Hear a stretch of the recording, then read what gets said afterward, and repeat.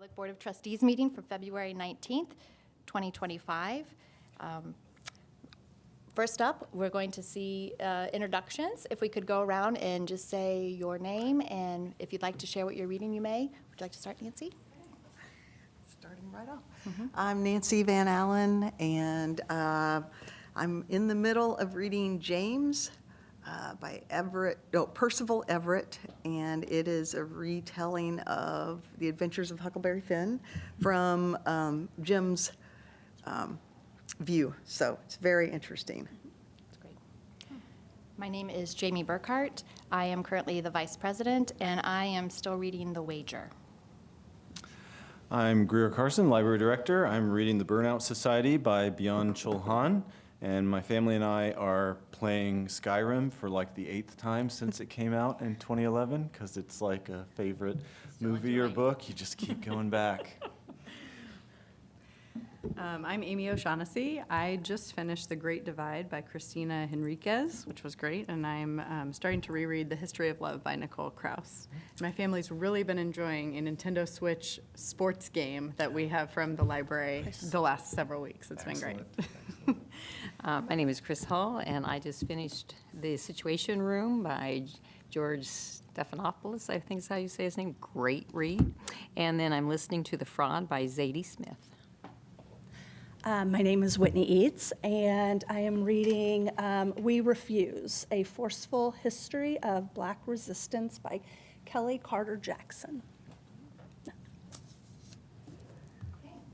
Can I get a motion to approve the consent agenda?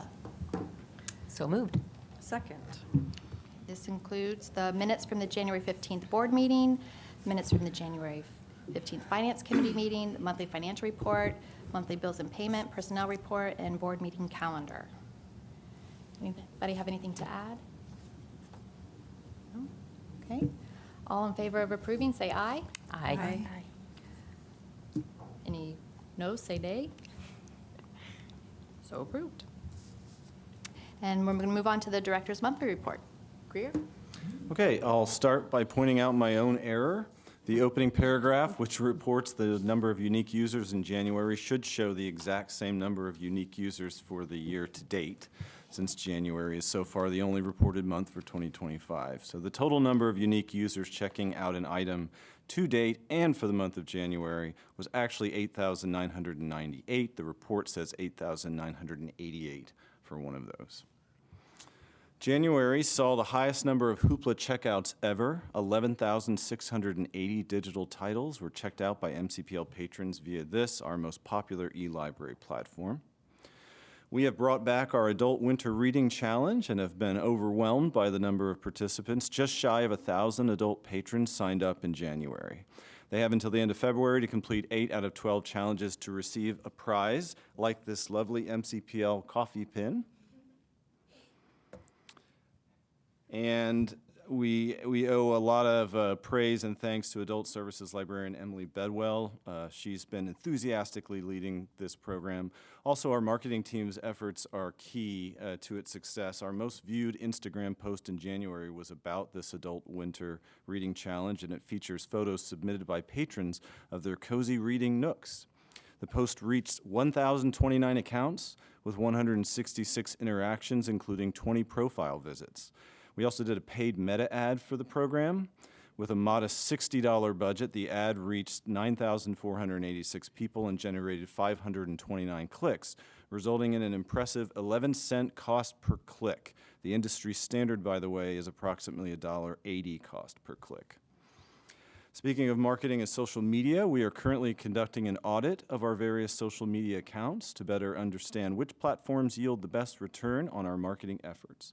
We've not done an audit like this before, and while our routine observations suggest that our approach to using social media to promote MCPL is increasingly effective, we'd like to look at the hard data to better understand how our content and marketing work reaches users and serves our operational and strategic goals, and ultimately to determine which platforms reach the most Monroe County residents and how that engagement translates into meaningful on-site and online use of library resources. We'll complete this review in March and look forward to seeing what the data reveals, and we'll then share any standout revelations with you all at a future meeting. Ellettsville has introduced a new digital creativity station thanks to a grant from the Wall Family Charitable Trust. This features an iMac, a Wacom drawing tablet, and professional audio and video production software, including the Adobe Suite. We had a strong showing of vital volunteers in January, with 17 new volunteers attending orientation.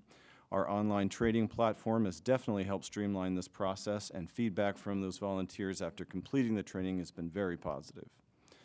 The Friends of the Library's Armstrong exhibit, entitled Matthew Cordell's Neighborhood, has been open to the public for about 2.5 weeks now. This free exhibit in our downtown meeting room 1B and 1C features original Cordell artwork and illustrations from his and other authors' children's books, which feature his artwork.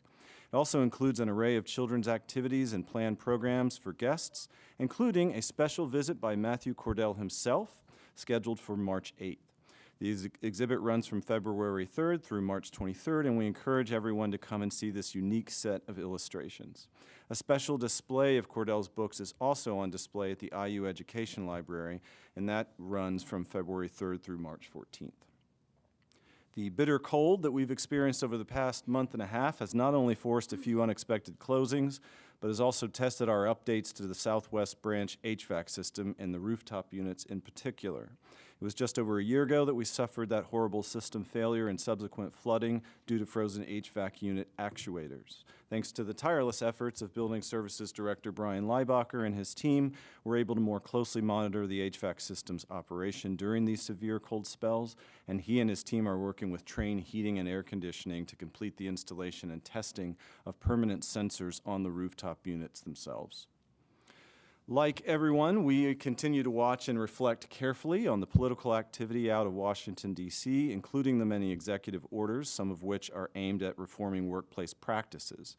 Briefly, I would like to share that we are following these developments closely and are consulting with our legal team for good measure and where appropriate, but that none of the recent executive orders have any direct impact on the library's operations, practices, or its mission.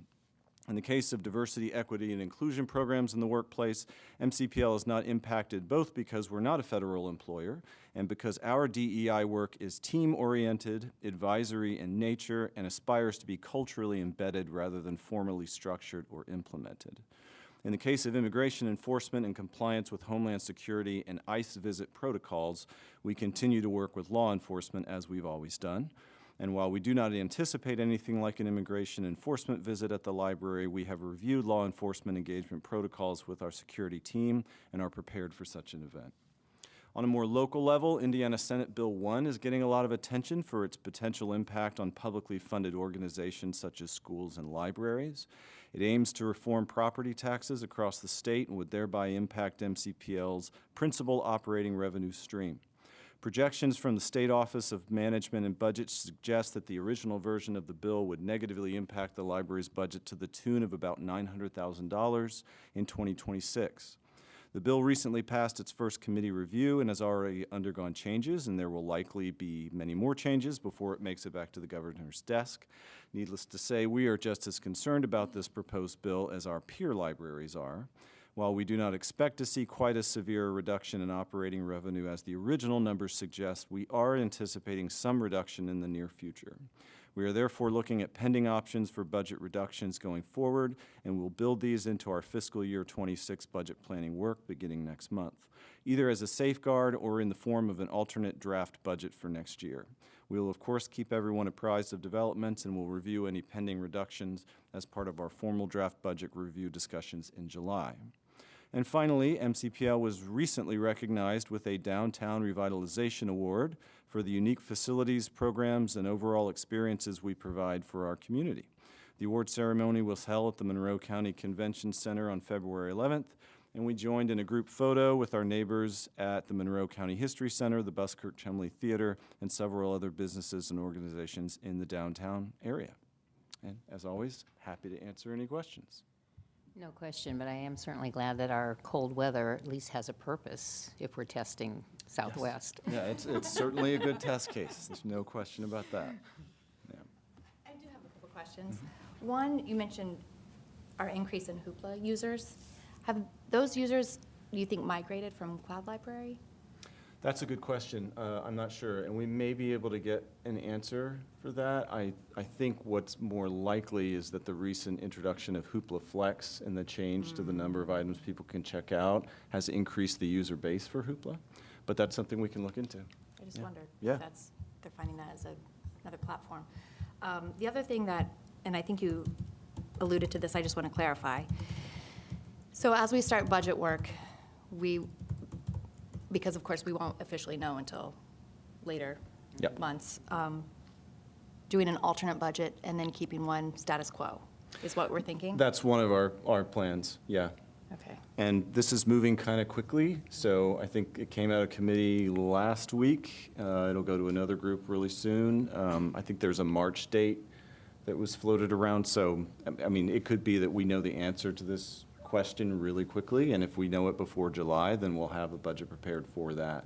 If we don't, then we may basically have a back pocket budget prepared. We'll probably do that no matter what, because we need to be safe and sure about what the future of our operating budget looks like. But yeah, we're basically in a wait and see and follow it kind of situation. Was the number that you mentioned, what was it, 900,000? Was that the original before the? Yes, that Okay. was the Office of Management and Budget's projection for MCPL specifically On the in first looking at draft. Monroe County based on the first draft of the Okay. governor's proposed bill. Yeah. So in theory, it's going to be better than that. In theory, it won't be as bad, Okay, but it'll be something. okay. Yeah. All right. I mean, the real concern with this, I think, maybe it's schools more than libraries, but public libraries will be impacted no matter what the property tax reform looks like.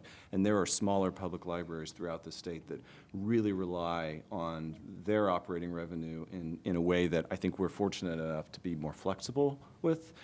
And so I'm not saying that we are okay with this, but we can plan ahead, and I think a lot of smaller libraries aren't as nimble, and they really could suffer if there's a significant property tax reform going through. Can you remind me, and since we have new folks on the board, what does the annual operating budget look like for MCPL, and what percentage does that 900,000 represent?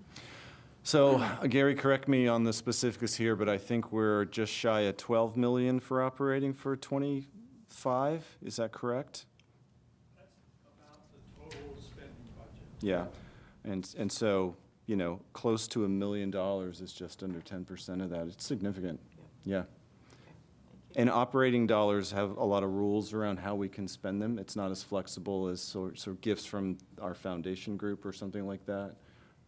So it will, whatever the reduction is, it will require some pivoting on our part, yeah. Thanks. Yeah. Thanks. Any other questions? Excuse me.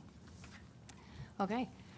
Old business. So last month, we talked about new positions and nominations for positions on the board. So we had nominations, and tonight we will take the vote for those. Do I have a motion to approve voting for new officers? So moved. Second. Okay. So nomination for president was Jamie Burkhart. All in favor of Jamie being president, say aye. Aye. Okay. Those who are opposed, say nay. Okay, Jamie will be president.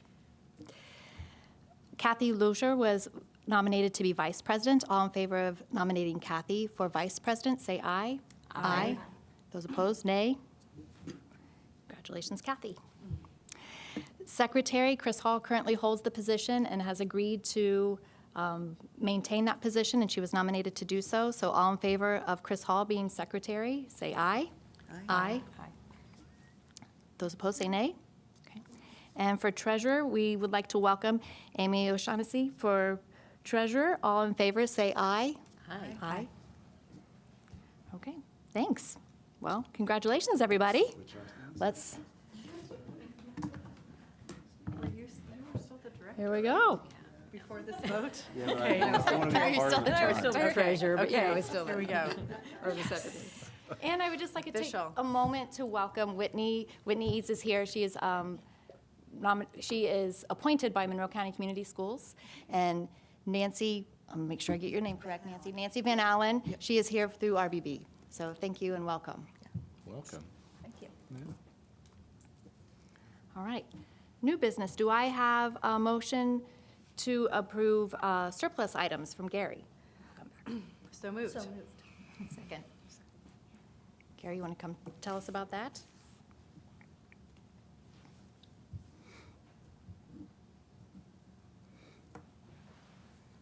So during the remodel of our circulation area, this surplus resolution is for some cabinets. And Brian, during the remodel, was probably going to throw the cabinets away, and an employee had an interest in them. And so that's why we wanted to do this resolution, and the employee is going to buy it through the bookstore. So it'll go to the foundation versus just throwing it away. So that's what this is about. And if approved, I'll pass this around so that I we love can that get they're finding a signatures. home. Yeah. Okay, so all in favor of this surplus item resolution, say aye. Aye. Thank you. Okay. One other item of business is we have just yearly our conflict of interest form. It is, you can find a copy in the packet, or if you need another copy printed, you could see Greer or Gary for that. But it is just a place for you to put any conflict of interest. For example, if you have a business entity or someone who would make money off of contracting through the library, et cetera. If you have questions, again, reach out to Greer. But if you could have those filled out if there is anything that you would like to disclose before the March meeting. Does anybody have any questions about that? Okay, great. Well then, next up, we've got our Director of Communications and Marketing, Tori Lawhorn, if you would come on down and tell us all your great things. Do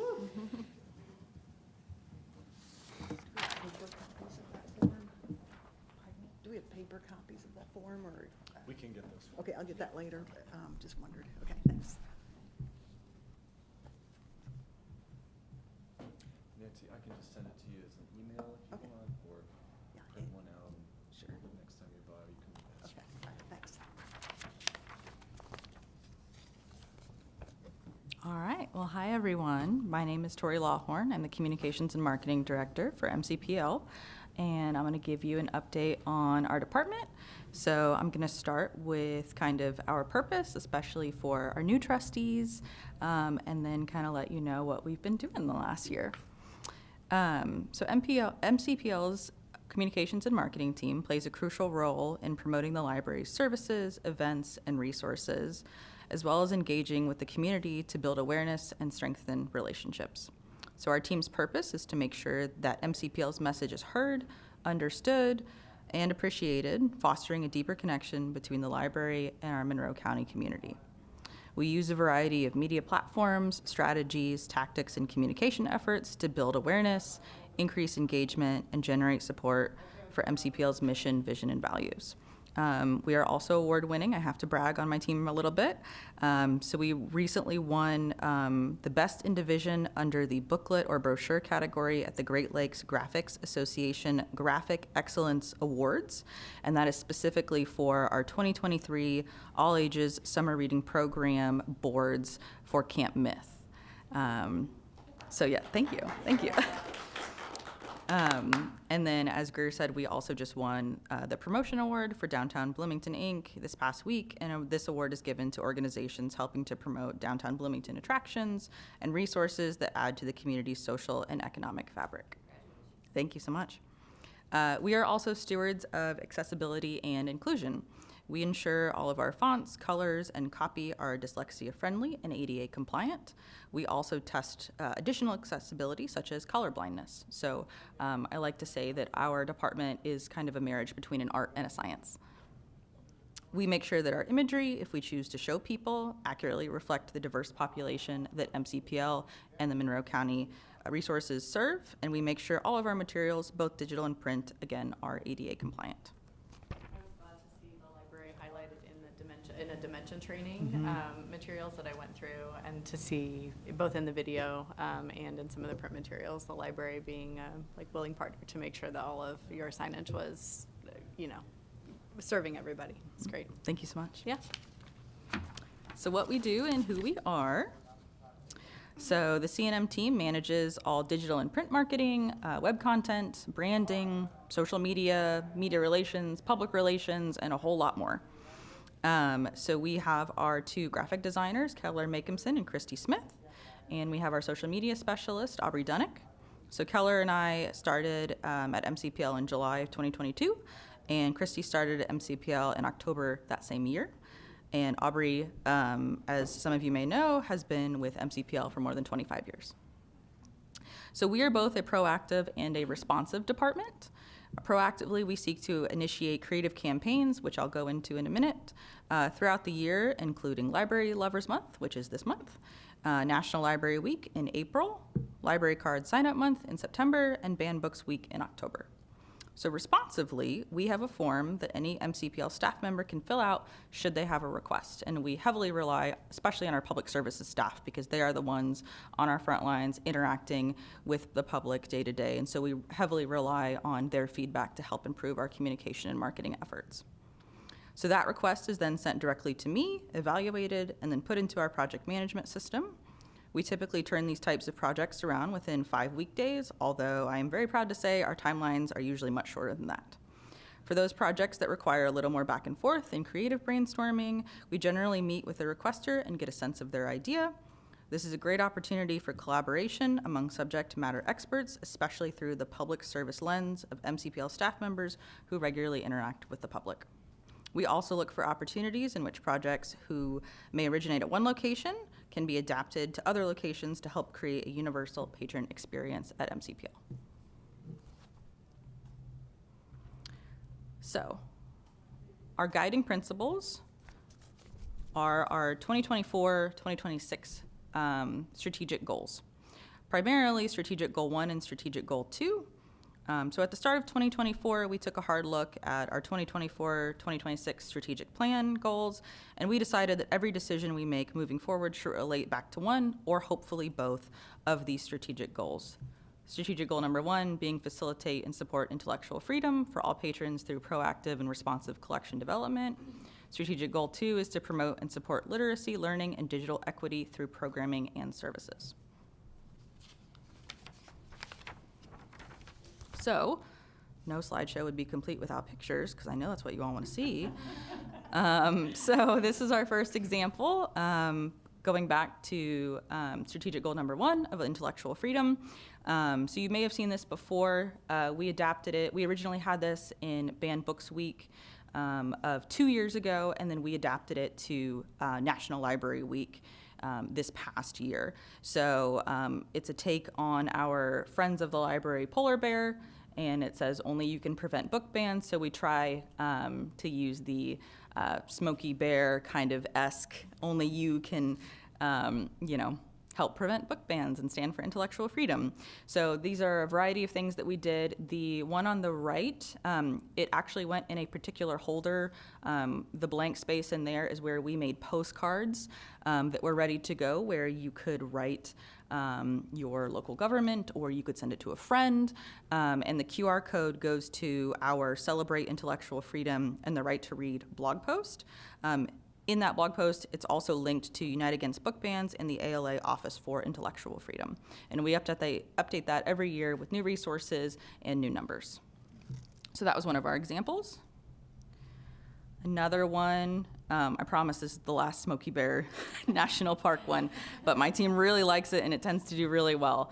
So this is another one. This was for Banned Books Week in October of last year. So we did another take on that. Generally, it was the fire danger sign. And of course, given the numbers that were released by the ALA, we put it in the red territory. And we did some research on the original Smokey Bear National Forest Protection posters and kind of tried to really pay homage to that. So The original saying, I believe, was national forests are worth protecting, so we kind of took that and gave our own spin of America's libraries are worth protecting.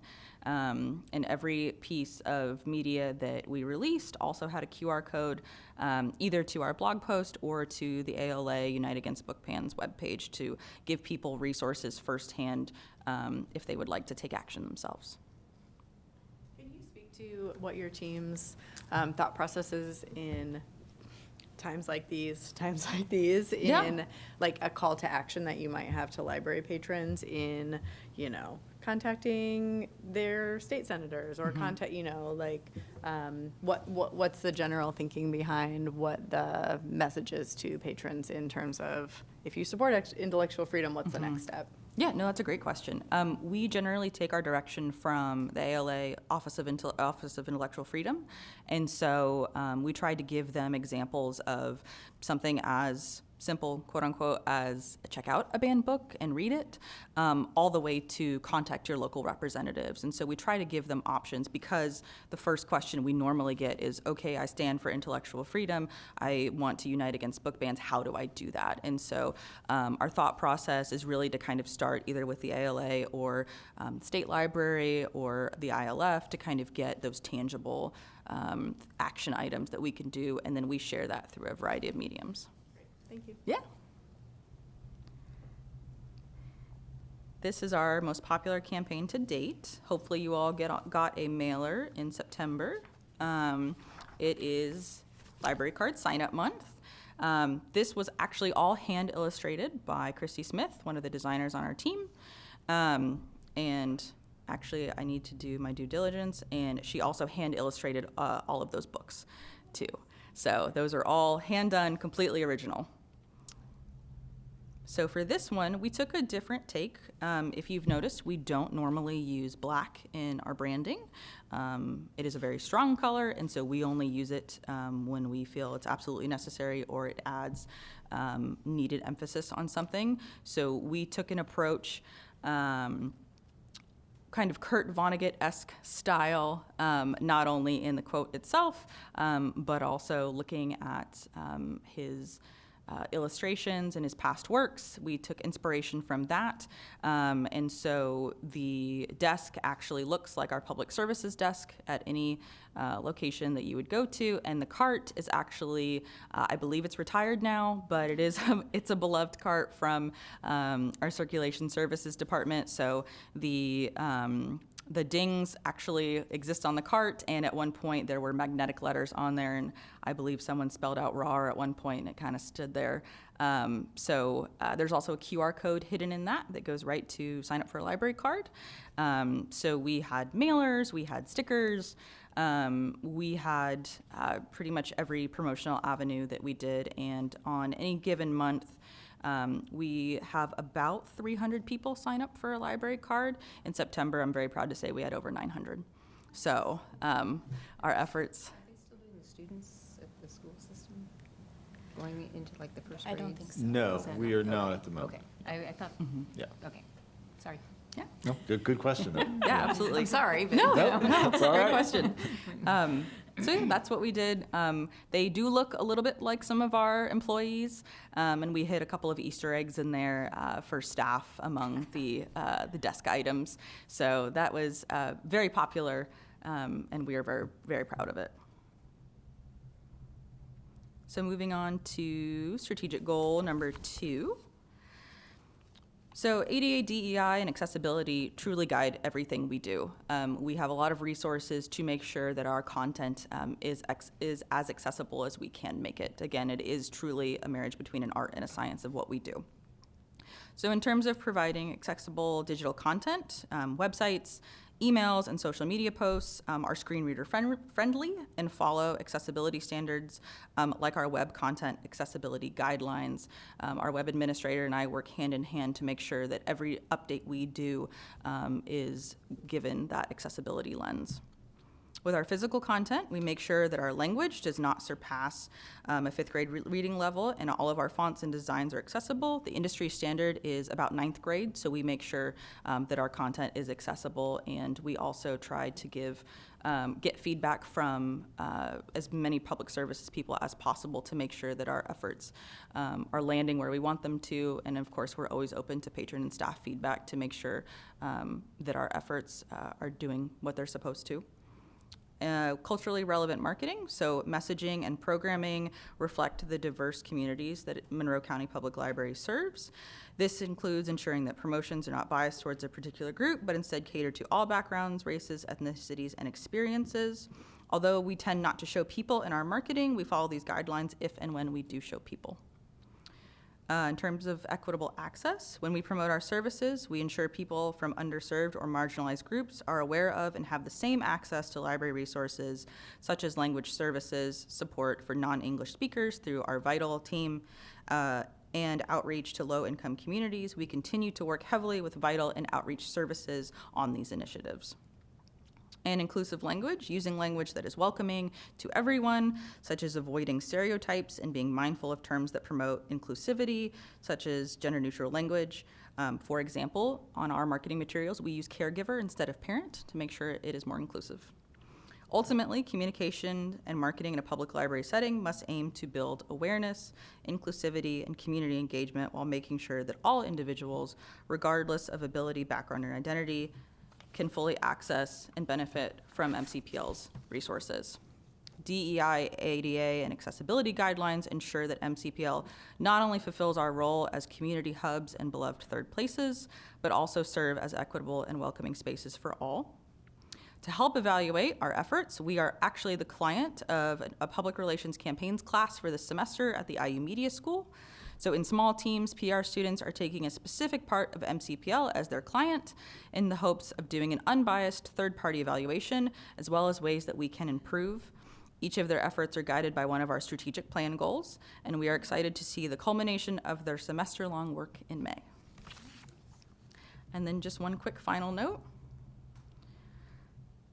So the communications and marketing team at MCPL truly provides essential support to MCPL staff and our patrons by promoting library news, programs, and resources, which ultimately helps build stronger relationships with the Monroe County community.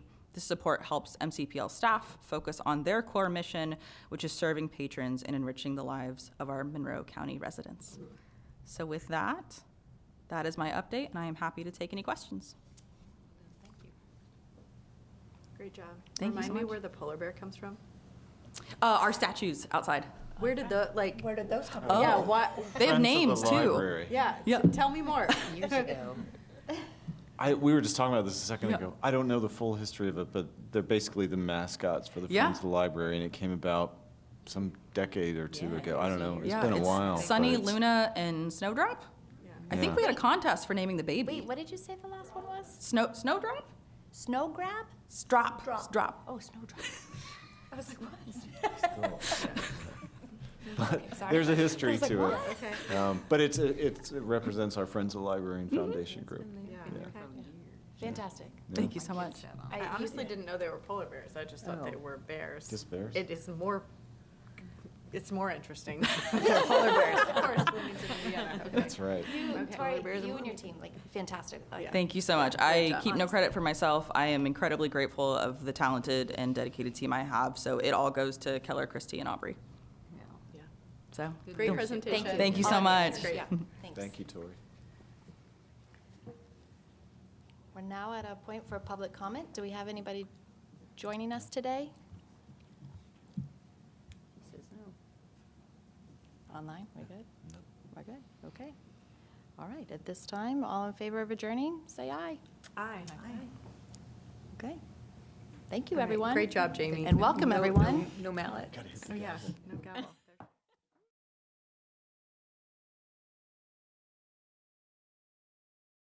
Thank you.